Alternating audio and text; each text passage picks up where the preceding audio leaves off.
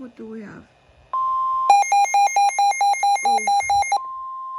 Tornado warning. The National Weather Service in Wakefield has issued a tornado warning for the north central city of highly Virginia doubt Beach a tornado is southeastern gonna Virginia come. until 6:15 p.m.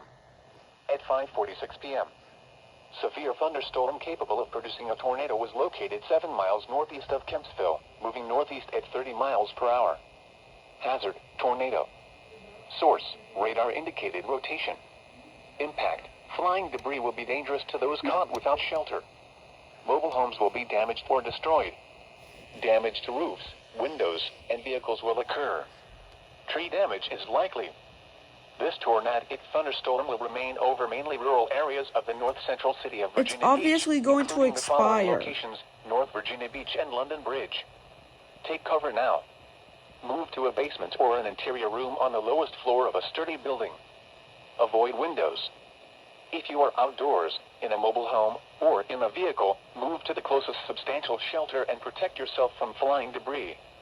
Please report severe weather by calling 757-899-2415, posting to the National Weather Service Wakefield Facebook page, or using Twitter at NWS Wakefield, VA.